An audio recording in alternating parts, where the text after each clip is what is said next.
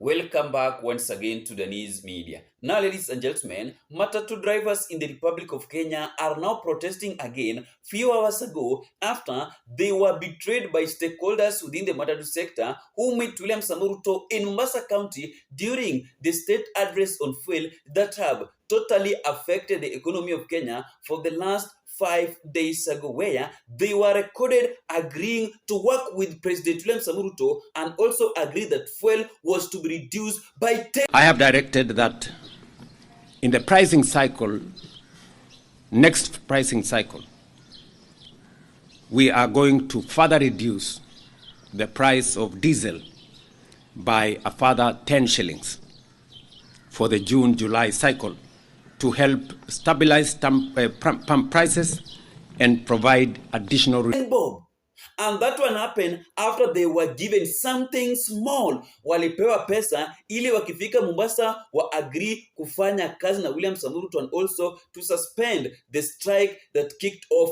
earlier this week. These Matatu stakeholders really betrayed Kenya. Wetu tunasikia wamepewa kakitu alafu wanatuharibia maneno si mzuri. Wacha tupate viongozi ambao wanatusaidia kwa ile kazi ambayo tunafanya. Isiwe kwamba wanaenda wanasikizana na serikali huko sisi wenyewe tunabaki tukiumia. The agreement to call off the strike following late night talks between President William Ruto and transport sector stakeholders has triggered anger among Matatu operators across the country. In several regions, some operators kept their vehicles off the roads in protest over the soaring cost of operations, accusing their association leaders of betraying them at a critical time. The operators also accused the government of failing to heed repeated calls to cushion ordinary Kenyans from the unrelenting rise in fuel prices. Citizen TV's Ben Kirui has more. No sooner had transport stakeholders announced the suspension of the nationwide strike following talks with President Ruto than the move was met with fierce resistance from a section of Matatu operators. In Kisii town, there was anger among Matatu operators after national transport officials moved to call off the strike, despite the continued surge in fuel prices that has further strained the sector. A spot check across various Matatu stages revealed dozens of vehicles still grounded, with operators counting heavy losses after remaining off the roads for more than 3 days. Sisi wenyewe hatujafurahia kwa sababu wamesitisha mgomo ili hali kazi yenyewe haipo. Kazi haipo, gari zetu hapa zinatumia mafuta mingi. Inabidi kwanza kama pesa ambazo tulikuwa tunapewa wenye magari, hizo ndio tunatumia kujaza mafuta. Operators turned their anger towards national transport leaders, accusing them of striking a deal with the president that failed to address the plight of drivers and vehicle owners already struggling under the weight of soaring operational costs. Wetu tunasikia wamepewa kakitu alafu wanatuharibia maneno si mzuri. Wacha tupate viongozi ambao wanatusaidia kwa ile kazi ambayo tunafanya. Isiwe kwamba wanaenda wanasikizana na serikali huko sisi wenyewe tunabaki tukiumia hapo. Nasema bado nauli itabakia kuwa juu, manake hiyo ni asilimia kidogo sana kulingana na vile tulikuwa tumetarajia, ama kulingana na vile mafuta ilikuwa imeongezeka bei. Kwa hivyo hata tumeona rais akisema amejaribu, lakini kwa maoni yetu tulikuwa tunatarajia shilingi 46. Kushukisha 10 si solution. Kama ingekuwa afadhali umeongeza watu wengine mshahara, ama customer, walimu, daktari, kila mtu ambaye anatumika gari ya matatu ama gari yoyote ambayo inasafiri kwa hapa kwa barabara, ingekaa afadhali. Pia sisi hiyo fare ingekaa inatusaidia kuongeza fare kwa barabara.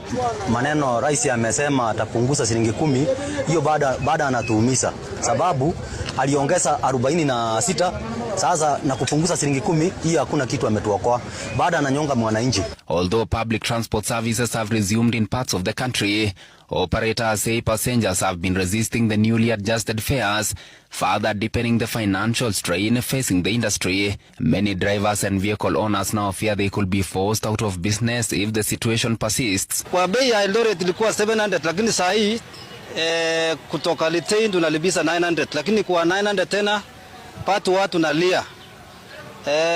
Kwa sababu tunaona watu nalia, lakini tunajikaza tena juu ya bado mafuta iko juu. Mafuta yameongezwa vibaya. Hata mimi vile nabeba hivi hakuna mwenye nauzia.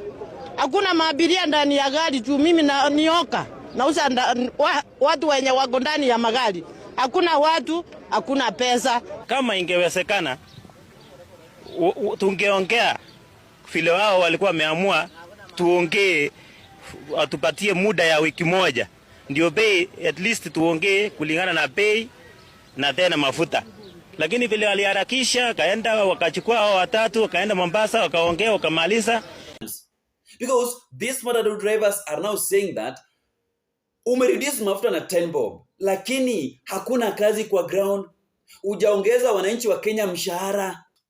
It is true, hawajaongezwa mshahara. Hata hiyo mafuta ikirudi na 10 bob, bado wananchi wa Kenya watateseka tu. Matatu drivers are now saying that things are still difficult with them on the ground. Pesa ambayo wako nayo kidogo wanatumia kufuel magari yao. Lakini hao watu walienda waka-agree kufanya kazi na rais baada ya kupewa kitu kidogo. Besides that one, other stakeholders who didn't meet William Ruto in Mombasa and also received something small are also protesting that. Why did those people go without their consent? Interestingly, among those reportedly left out was Kennedy Kaunda, the Matatu sector official who recently became a viral sensation after publicly contradicting CS's Opiyo Wandayi of Energy Docket and Davis Chichir heading the Transport Ministry. His absence from the high-level talks is now fueling speculation among sections of operators who believe outspoken critiques of the government were intentionally sidelined. Questions are now emerging over the sudden suspension of the planned Matatu strike after a high-level meeting between President William Ruto and selected transport sector stakeholders in Mombasa.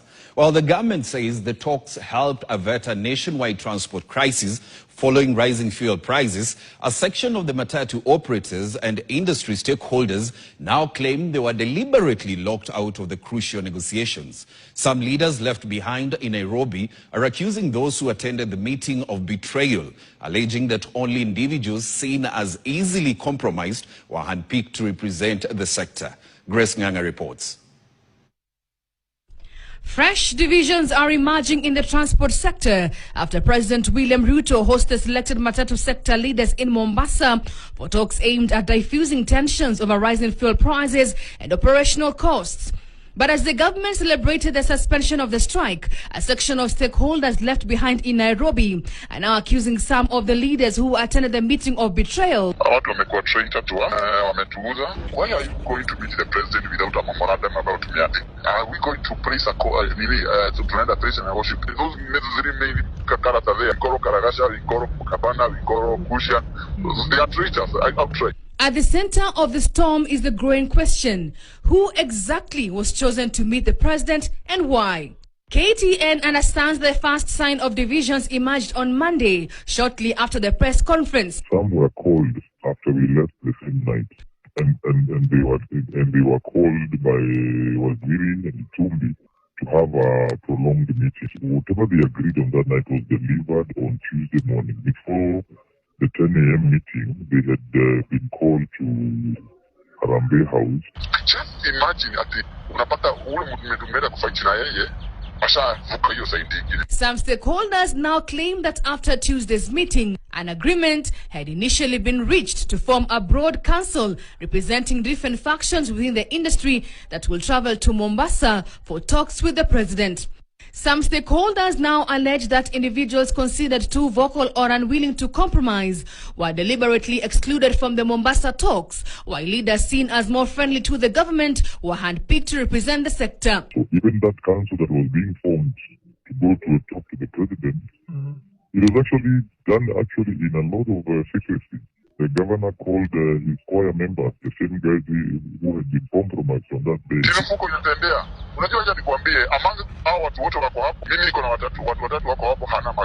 Interestingly, among those reportedly left out was Kennedy Kaunda, the Matatu sector official who recently became a viral sensation after publicly contradicting CS's Opiyo Wandayi of Energy Docket and Davis Chichir heading the Transport Ministry. His absence from the high-level talks is now fueling speculation among sections of operators who believe outspoken critiques of the government were intentionally sidelined. All those officials to produce the logbook, the ones who are left out. We want to eliminate cartels in this business. So Ruto knew, sasa ni kama kuna wenye walichuna wakaonekana wenye wako na misimamo wasipewe Kwa sababu sasa unajua sasa the moment kuna discussion kama hiyo, watu wataona hapa kuna watu tunaweza compromise. The fallout has now triggered calls for the removal of Matatu Owners Association chairperson Albert Karakacha, with critics accusing him of failing to unite the sector and presiding over what they describe as a divided and compromised leadership. There will be a meeting probably next week to bring all the legitimate chairpersons in the industry and investors together so that we chart a new way forward. And one of those agendas is to remove these corrupt leaders. And as accusations of betrayal, exclusion and secret negotiations intensify, questions are now emerging over whether the strike was truly resolved through consensus or whether dissenting voices were simply shut out of the room. Grace Nganga, KTN. Atia watu walijificha wakaenda bila kuambia. Kimeumana sasa. And it is true. Because saizi hakuna kazi, watu hawajaongezwa mshahara, lakini mafuta bado iko juu. How do you expect these Matatu drivers to fuel their vehicles and also survive in the country?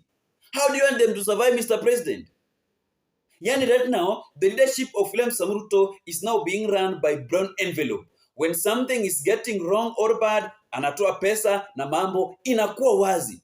Whereby right now, the government of William Ruto is now celebrating the suspension of the strike by Matatu stakeholders in the Republic of Kenya who organized protest last week when William Ruto was outside the country.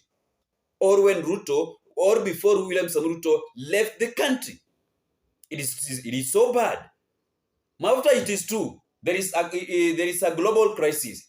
Yani, the rise of the fuel, it is all about the global crisis because even in Ethiopia, hakuna mafuta. Huko Ethiopia, hakuna mafuta. Yes.